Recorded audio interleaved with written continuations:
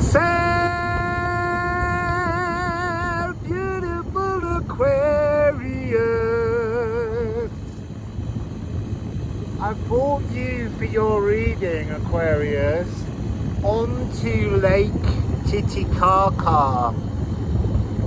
So we're here, the water bearer, we're on a boat, and that is bearing, it's being borne by the water. There's something wonderful. It's the most amazing colour.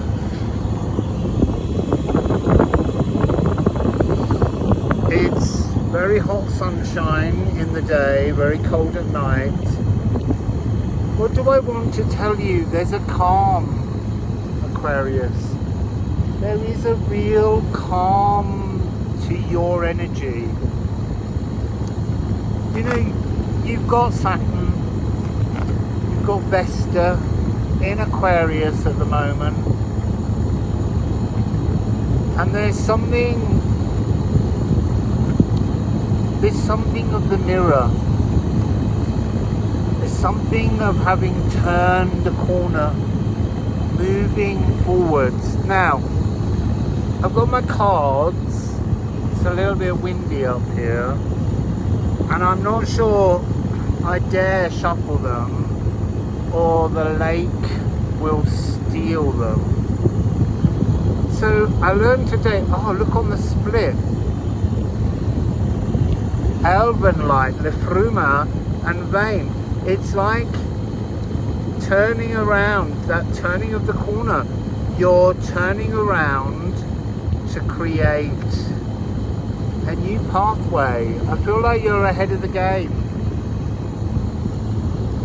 And it's interesting because you're quite fixed normally, and I feel like you're unfixing your fixedness.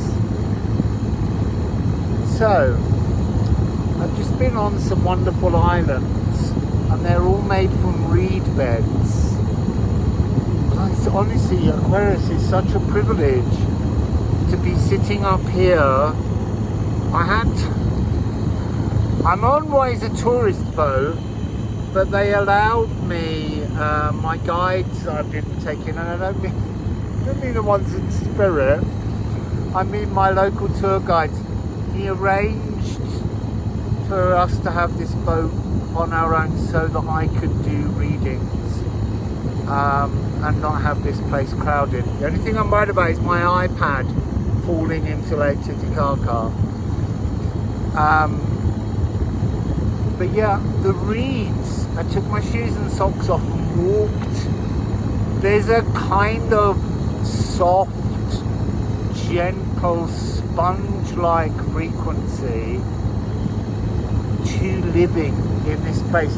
And I feel it's connected to your energy at the moment, because I have to take the experiences I get and translate them through the eye of your own experiences. So let's begin. I'm just moving the runes around. Oh, I wish you were all on here with me. We would have such a beautiful trip. Oh wow, what is that? Spinning across some fast moving waterfowl, and it's bouncing really rapidly. They're like road runners on water. Maybe that's your energy as well. Like you're just skimming and splashing over all the emotions and not allowing them to plunge deep within inside you somehow. It's gorgeous. It's making me so happy even though I can't breathe.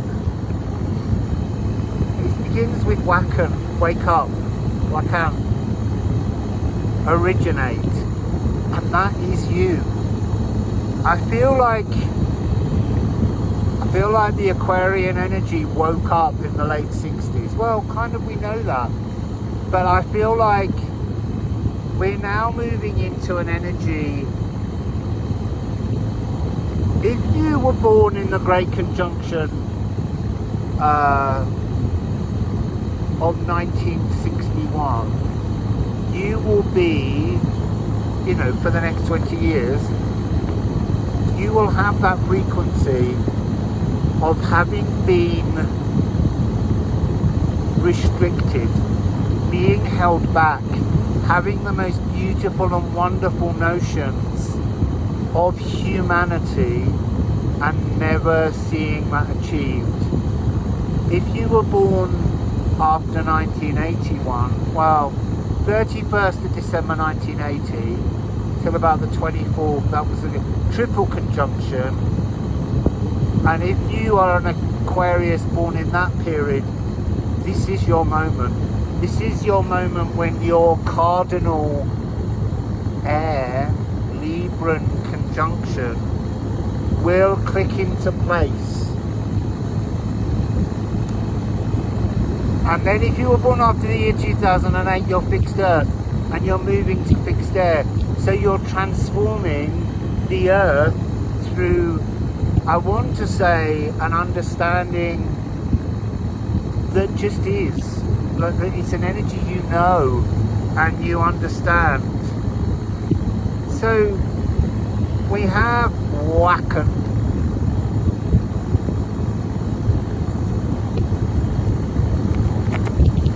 I'm picking up an energy of a lack of libido, Aquarius.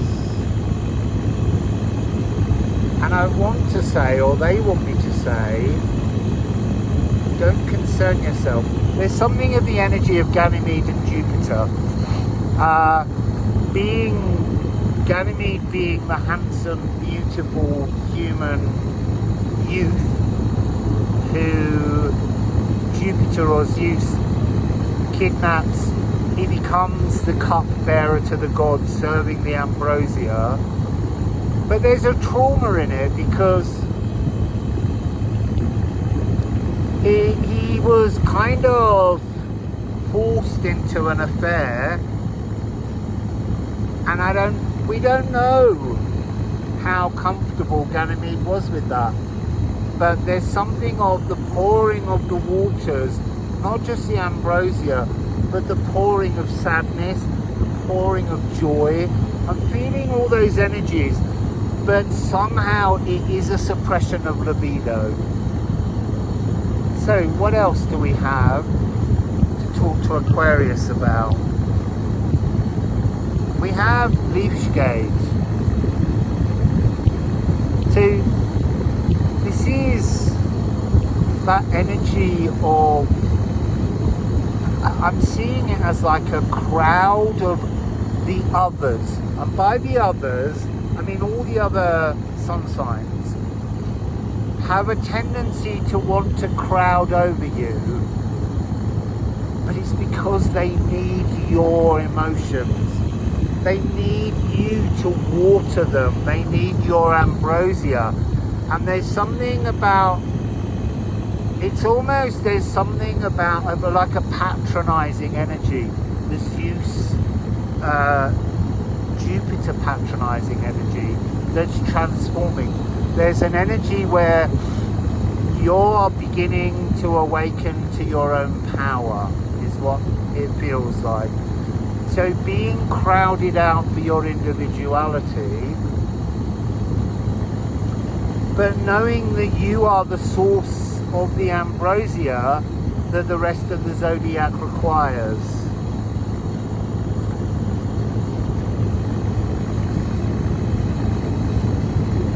Sigil, life force. What's the most important zodiac house now? Evermore, it's revealing itself to be Aquarius. We had the stellium in your sign last year or 2020. See, I'm having one of my lack of oxygen moments where I can't be specific. It was on the 11th of February 2021, I think.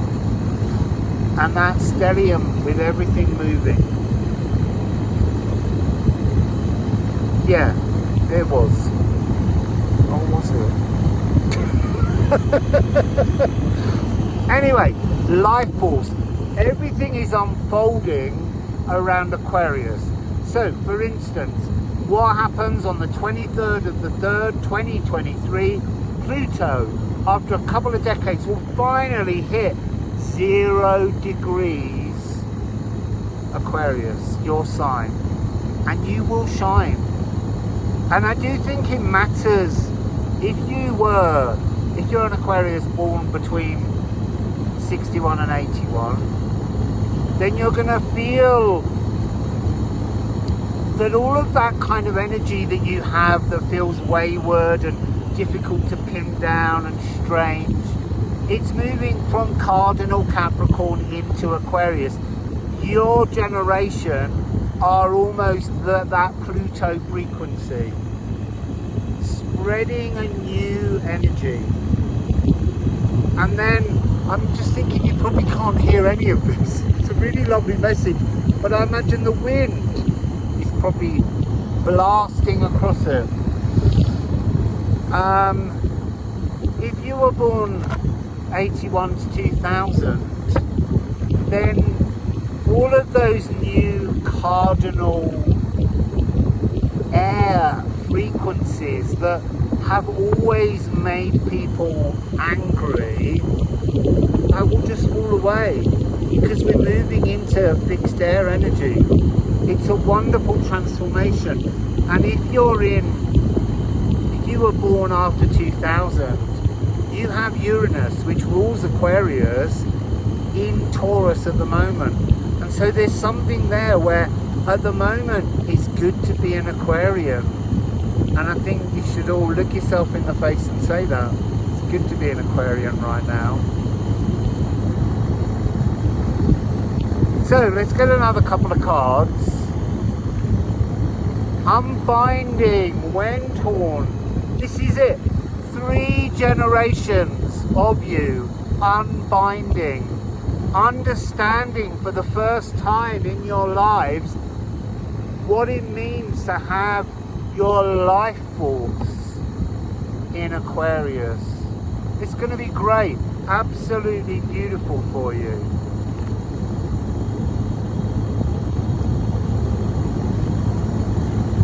Butcher's bronze, butcher's brim, scrub, clean. I want to say that you're the energy that's going to scour everything for everyone right now.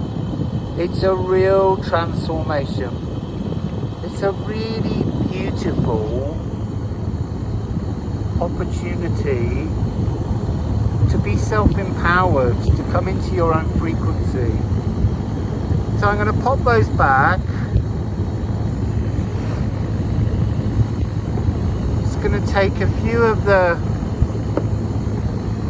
I'm going to risk a shuffle. I've got the deck that couldn't be more suited to where we are. On Lake Titicaca, the water bearer. You see, we've got Ocho de Oros, the 8 of gold. This is something about the sense that all of your dreams, all of those things you wanted to turn into a reality but haven't been able to, are changing. There's the Andean cross frequency hidden inside this, bringing out new opportunities for your dreams to be made manifest. Tres de Espadas. That sense of the heartache of lost dreams. The dream thieves are the forest of others around you. Who tell you all the time, you can't do that, you can't have that. Yes, you can. You can have everything now because it's changing. That's really beautiful. La Torre. The tower. And And hidden behind the tower is El Mundo.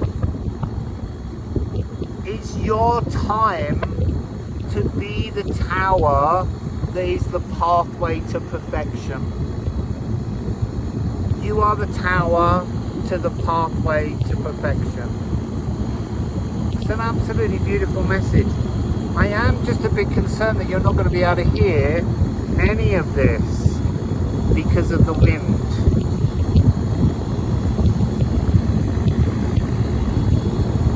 But if that is the case, I'll film it again for you with some new message. Anyway, it's a little short one, and I'll see you all again soon as I move into Capricorn. I'm hoping to do Capricorn and Sagittarius over on the island that we're heading to. So, myself for now.